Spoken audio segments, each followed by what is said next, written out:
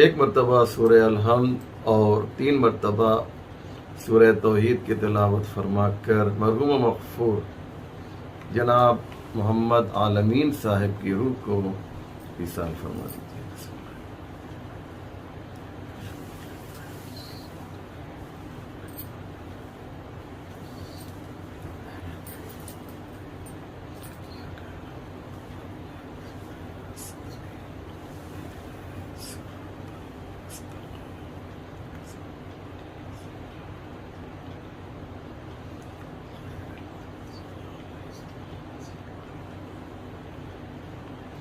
لا حول ولا قوة الا باللہ العلی العظیم حسبنا اللہ ونعم الوکیل نعم المولا ونعم النصیر۔ اعوذ باللہ من الشیطان اللعین الرجیم، بسم اللہ الرحمن الرحیم۔ الحمد للہ رب العالمین والصلاة والسلام والتحیۃ والاکرام علی سید الانبیاء والمرسلین شفیع المذنبین رحمتا للعالمین مولانا ابی القاسم محمد اللہم صلی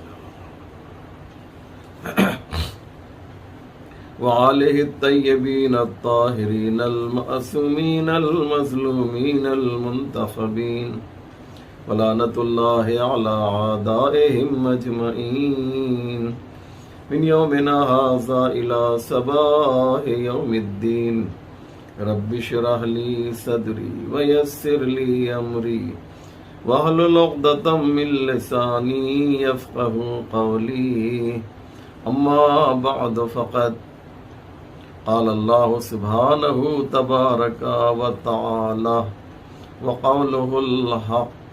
بسم اللہ الرحمن الرحیم۔ وما ارسلناک الا رحمتا للعالمین۔ مومنین کرام و ناظرین ذوی الاحترام، السلام علیکم ورحمۃ اللہ وبرکاتہ۔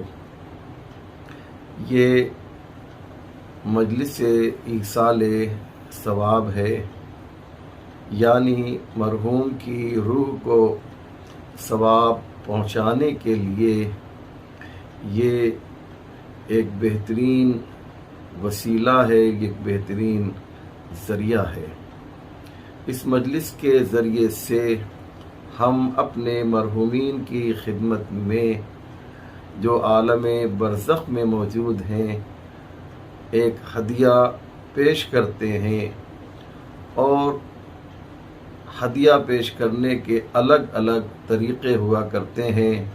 ان میں سے ایک طریقہ ہے مجلس۔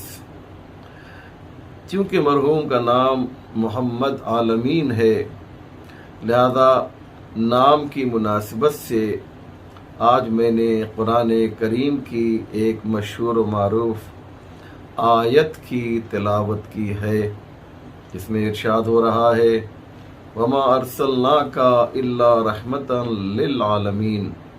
میرے نبی، ہم نے آپ کو عالمین کے لیے رحمت بنا کر بھیجا ہے۔ میرا نبی ایک مخصوص علاقے کے لیے رحمت بنا کر نہیں آیا ہے، ایک مخصوص شہر کے لیے رحمت بنا کر نہیں بھیجا گیا، ایک مخصوص ملک اور کنٹری کے لیے رحمت بنا کر نہیں بھیجا گیا، ایک بر اعظم کے لیے مثلا رحمت بنا کر نہیں بھیجا گیا، بلکہ یہ عالمین کے لیے رحمت ہے۔ اللہ اکبر۔ آپ اندازہ لگائیں کہ آپ کی رحمت جو ہے وہ کتنی وسیع ہے، کتنی پھیلی ہوئی ہے۔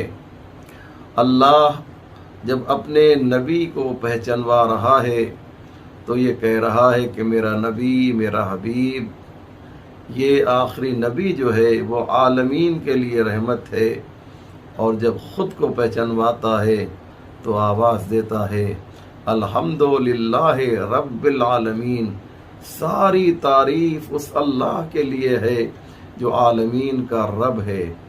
کتنا خوبصورت ہے یہ انداز پروردگار، کتنا پیارا ہے یہ انٹروڈکشن کا انداز۔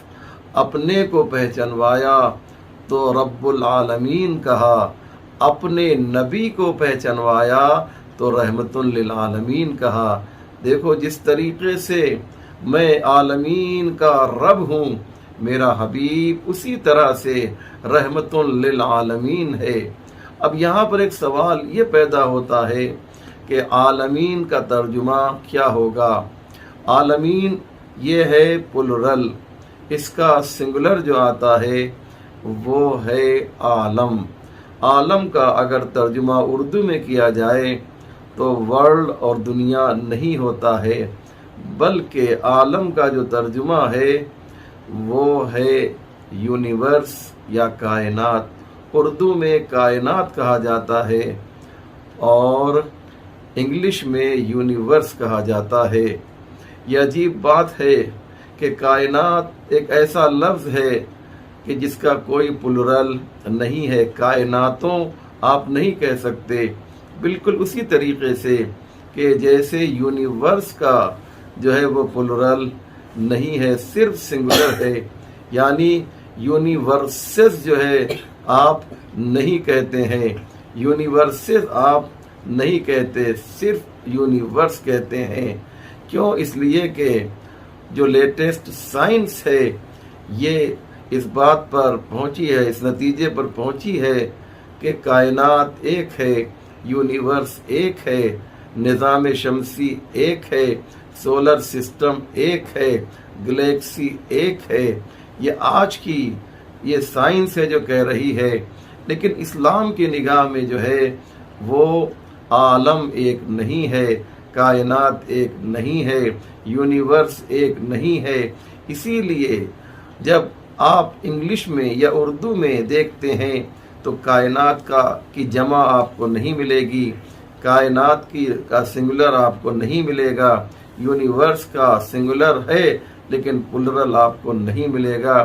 وجہ یہ ہے ان کے ذہن میں یہ بات ہے کہ صرف کائنات ایک ہوتی ہے، لیکن مولائے متقیان حضرت علی ابن ابی طالب علیہ السلام نے اپنے ساتھیوں کو مخاطب کر کے یہ کہا تھا کہ تم یہ نہ سمجھنا کہ سورج ایک ہے، چاند ایک ہے، نظام شمسی ایک ہے، بلکہ سچائی یہ ہے، حقیقت یہ ہے کہ اس کے پیچھے، اس سورج کے پیچھے بھی بہت سے سورج ہیں۔ امام جعفر صادق علیہ السلام نے تقریباً 1300 سال پہلے کہا تھا کہ جابر ابن حیان کو مخاطب کر کے کہ اے جابر ابن حیان، یہ نہ سمجھنا کہ سولر سسٹم ایک ہے، نظام شمسی ایک ہے، انا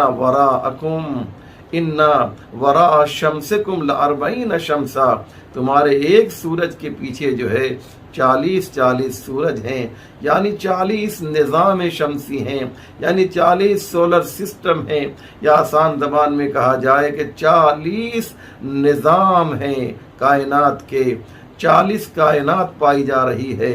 تو یاد رکھیے گا کائنات ایک نہیں ہے، عالم ایک نہیں ہے، یونیورس ایک نہیں ہے، بلکہ بہت سے یونیورس ہیں، لیکن ہم اسے ایک سمجھ رہے ہیں۔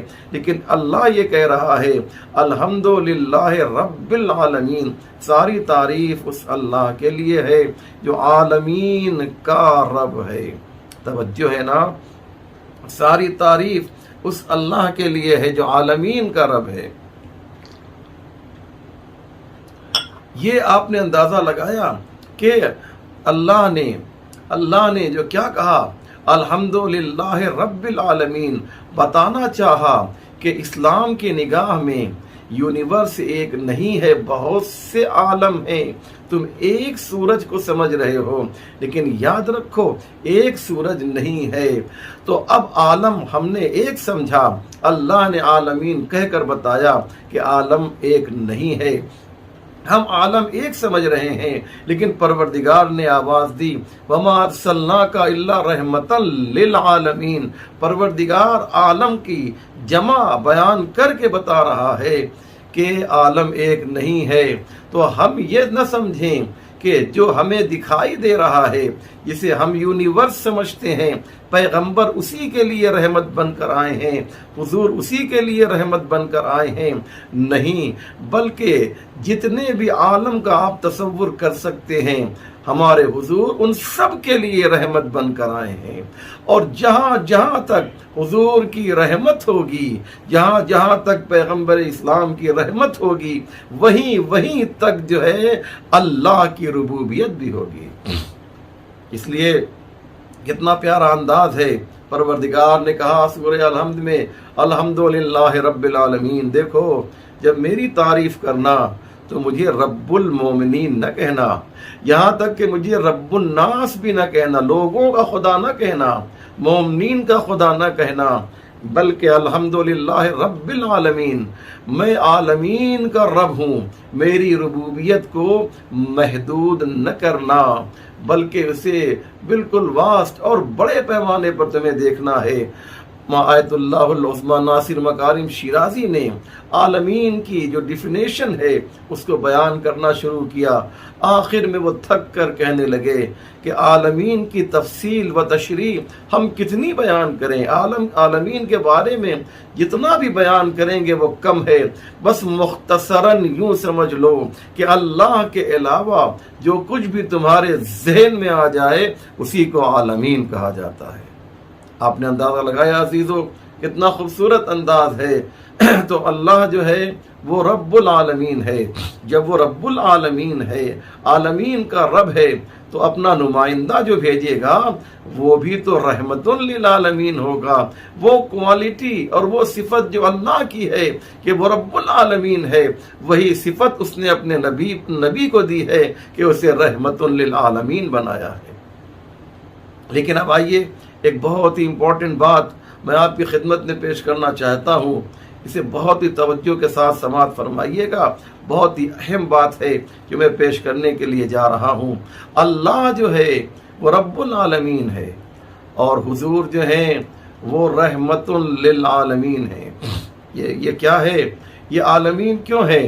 اور اس کے بعد فرمایا تبارک الذی نزل الفرقان علی عبدہ لیکون للعالمین نذیرا۔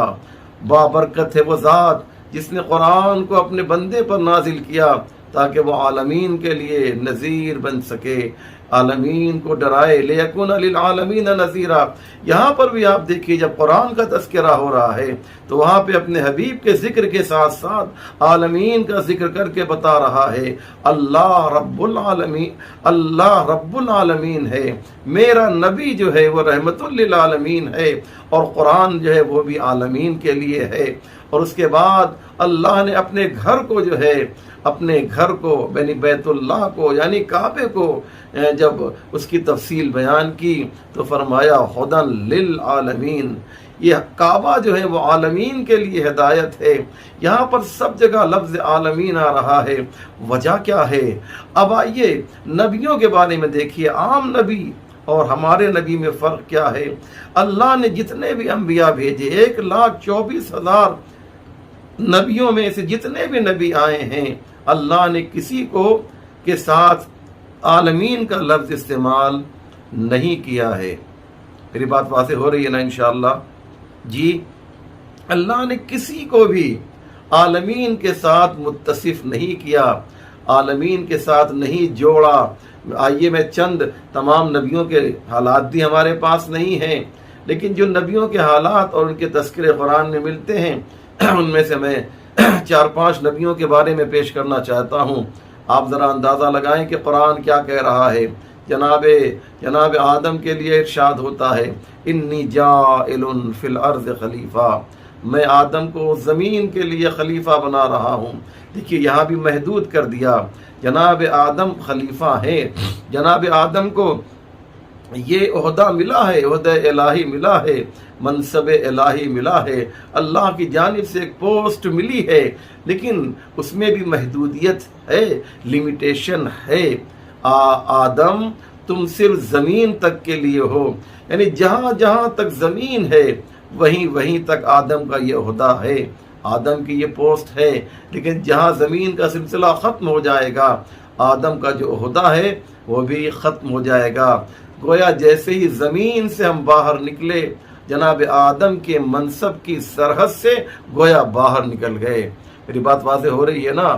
اب آئیے جناب نوح کے لیے ایک مثال آپ کی خدمت میں پیش کرتا ہوں۔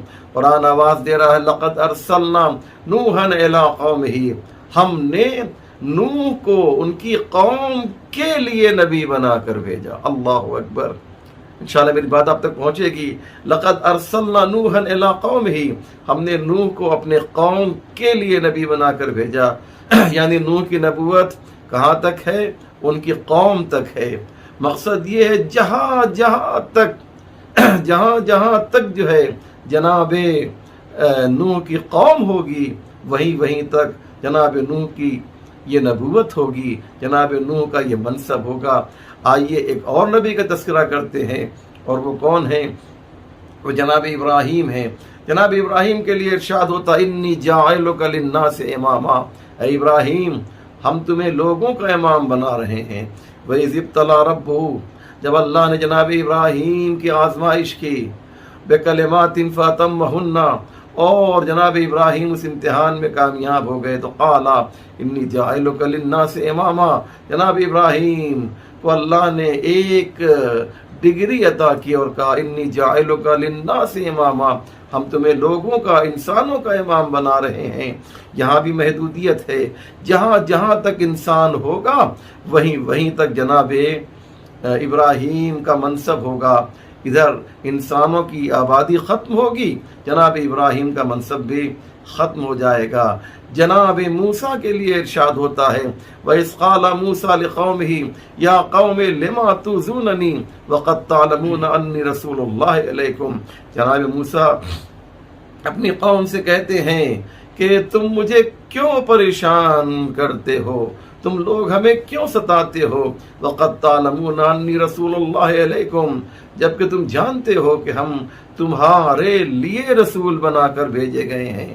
یہاں بھی جناب موسیٰ کہتے ہیں ہم اپنی قوم کے لیے نبی بنا کر بھیجے گئے، تو جہاں جہاں تک قوم موسیٰ رہے گی وہیں تک جناب موسیٰ کی نبوت ہوگی، اور ادھر یہ سلسلہ ختم ہوگا، جناب موسیٰ کی نبوت کا سلسلہ بھی ختم ہو جائے گا۔ یہاں تک کہ آپ جناب عیسیٰ کے سلسلے میں دیکھیے، ارشاد ہوتا ہے وَإِذْ قَالَ عِيسَىٰ ابْنُ مَرْيَمَ يَا بَنِي إِسْرَائِيلَ إِنِّي رَسُولُ اللَّهِ إِلَيْكُمْ، جناب عیسیٰ کہتے ہیں کہ اے بنی اسرائیل ہم تمہارے لیے نبی بنا کر بھیجے گئے ہیں۔ یعنی جناب عیسیٰ اپنی نبوت کے دائرے کو، اپنے نبوت کے سرکل کو جو ہے وہ بتانا چاہتے ہیں کہ صرف اور صرف بنی اسرائیل تک ہے، یعنی جہاں جہاں تک بنی اسرائیل ہے جناب عیسیٰ کی نبوت ہے۔ ارے کبھی تو ایسا بھی قرآن میں ہوا ہے کہ گنتی اور عدد کو بیان کیا ہے کہ کاؤنٹیبل ہے، یعنی آپ گن سکتے ہیں۔ جناب یونس کے لیے ارشاد ہوتا ہے لقد ارسلناہ الی مئۃ الف او یزیدون، ہم نے جناب یونس کو 1,00,000 یا اس سے کچھ زیادہ انسانوں کے لیے نبی بنا کر بھیجا ہے۔ اندازہ لگا رہے ہیں عزیزو، یہاں پر بھی جو ہے جو نبوت ہے وہ محدود کر دی گئی ہے، تو ہر نبی کو کسی نہ کسی قوم سے، کسی نہ کسی قبیلے سے جو ہے منسوب کر دیا گیا ہے، لیکن جب ہمارے نبی کی بات آئی تو نہ کسی قوم سے محدود کیا، نہ کسی قبیلے سے محدود کیا، نہ زمانے سے محدود کیا، نہ مکان سے محدود کیا، نہ زمین سے محدود کیا، بلکہ آواز آئی وَمَا أَرْسَلْنَاكَ إِلَّا رَحْمَةً لِّلْعَالَمِينَ، اے میرے نبی ہم نے تمہیں عالمین کے لیے نبی بنا کر بھیجا ہے۔ آپ اندازہ لگائیں کہ ہمارا نبی جو ہے عالمین کے لیے نبی بنا کر بھیجا. تبارک الذی نزل الفرقان علی عبدہ لیکون للعالمین نذیرا. بابرکت ہے وہ اللہ کہ جس نے اپنے بندے کے اوپر قرآن نازل کیا ہے. لیکون للعالمین نذیرا، تاکہ یہ عالمین کو کی ہدایت کر سکے، اسے جہنم کے عذاب سے ڈرائے. یہ کیا کہہ رہا ہے خدا؟ یہ بتانا چاہتا ہے کہ عام نبیوں میں اور ہمارے آخری نبی میں فرق یہ ہے کہ ان کی نبوت محدود ہے اور ہمارے نبی کی نبوت جو ہے وہ لامحدود ہے. اس کا سرکل جو ہے اتنا بڑا ہے کہ ہم اور آپ تصور نہیں کر سکتے. نبی کی نبوت کا سرکل، نبی کی نبوت کا دائرہ اتنا بڑا ہے کہ ہم اور آپ جو ہیں اسے تصور بھی نہیں کر سکتے ہیں. آخر ایسا کیوں ہے؟ نوح کی نبوت محدود، ابراہیم کی نبوت محدود، موسیٰ کی نبوت محدود، عیسیٰ کی نبوت محدود، تمام نبیوں کی نبوت محدود ہے. لیکن ہمارے نبی کی نبوت جو ہے وہ محدود کیوں نہیں ہے؟ لامحدود کیوں ہے؟ اس کا ایک جواب ہے، اسے آپ ضرور سنیں گے انشاءاللہ. یہ جواب بہت ہی امپورٹنٹ ہے عزیزوں، اور بہت ہی اہم ہے. اسے آپ سماعت فرمائیں، انشاءاللہ آپ کو لطف آئے گا. جناب پیغمبر اسلام حضرت محمد مصطفیٰ صلی اللہ علیہ وآلہ وسلم کی نبوت جو ہے وہ محدود کیوں نہیں ہے؟ وہ لامحدود کیوں ہے؟ جواب سنیے. فرض کیجئے کہ اگر خدا یہ کہہ دیتا کہ ہم نے نبی کو، محمد مصطفیٰ کو مثلا زمین کے لیے نبی بنا کر بھیجا ہے نا. اگر یہ کہہ دیتا تو اللہ کو معلوم تھا کہ یہ انسان جو ہے، یہ انسان بہانہ تلاش کرتا ہے. یہ ایک زمانہ آئے گا، ایک وقت آئے گا کہ یہ انسان ترقی کر کے زمین سے بلند ہو کر ہوا میں آئے گا، ہوا سے بلند ہو کر فضا میں آئے گا، فضا سے بلند ہو کر خلا میں آئے گا، خلا سے بلند ہو کر کبھی مارس پہ، منگل پہ جائے گا اور کبھی چاند پہ جائے گا. فرض کیجئے اگر خدا یہ کہہ دیتا کہ محمد مصطفیٰ کی نبوت فقط زمین کے لیے ہے، تو یہ انسان جو ہے جب چاند پہ پہنچتا اور تو کہتا کہ اسلام تو زمین کے لیے آیا تھا، ہم تو چاند پر آ گئے ہیں. بہت توجہ کیجئے گا، ہم تو چاند پر آ گئے ہیں، اسلام جو ہے وہ زمین کے لیے تھا. اب جب چاند پر آ گئے تو احکام اسلام پر عمل کرنے کی کوئی ضرورت نہیں ہے، نماز پڑھنے کی کوئی ضرورت نہیں ہے. اللہ جانتا تھا کہ ایک وقت آئے گا، لہذا پروردگار عالم نے کہا وَمَا أَرْسَلْنَاكَ إِلَّا رَحْمَةً لِلْعَالَمِينَ. ہم نے اپنے نبی کو عالمین کے لیے رحمت بنا کر بھیجا. وہ اللہ نے یہ آواز دی، دیکھو تم زمین کے دائرے کشش سے تو باہر نکل سکتے ہو، لیکن ہمارے نبی کی نبوت کی حد سے باہر نہیں نکل سکتے.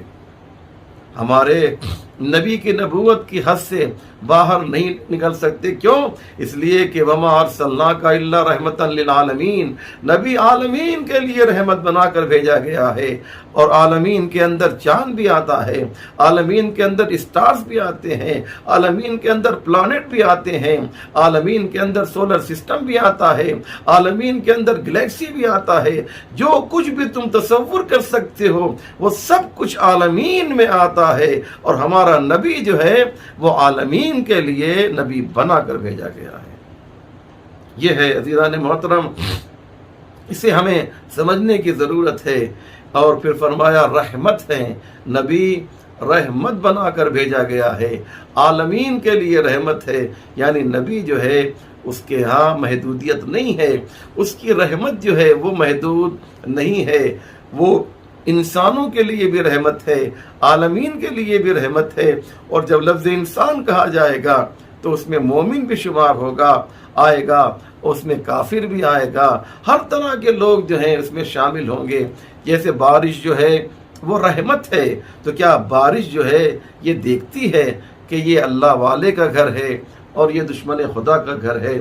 نہیں، بارش جو ہے، جیسے بارش جو ہے وہ محدودیت قائل نہیں ہے، ہر گھر میں مومن اور غیر مومن کے گھر میں جو ہے برابر سے اس کا پانی پہنچتا ہے۔ اسی طریقے سے جیسے بارش رحمت ہے، ایسے محمد مصطفیٰ کی ذات بھی رحمت ہے۔ اور عزیزو، وہ ذات جو ہے سب کے لیے برابر ہے۔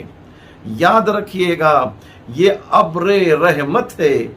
میرے نبی کی ذات جو ہے وہ رحمت کی مانند ہے، یہ سب کے لیے ہے، لیکن ہمارا اور آپ کا ضرب جیسا ہوگا ویسا ہی اثر ہوگا۔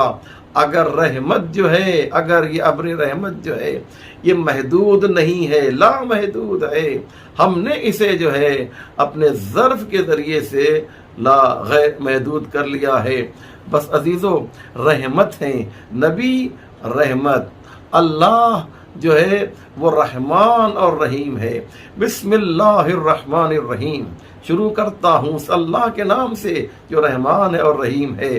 اللہ رحمان ہے، نبی جو ہیں رحمت للعالمین ہیں، اور اس کا قرآن کیا ہے؟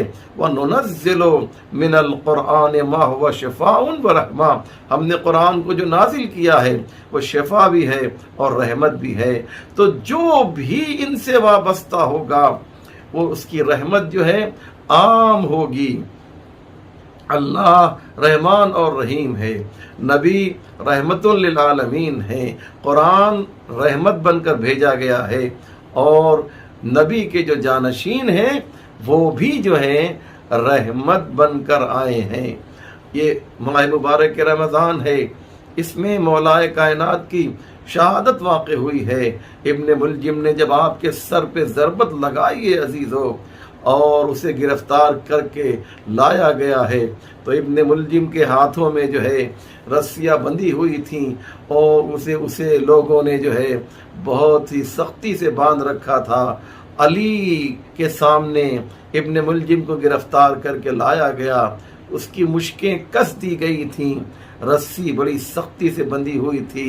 علی جو تلوار کے زخم سے آہ آہ کی فریاد کر رہے تھے، اپنا درد بھول گئے، اپنا غم بھول گئے علی۔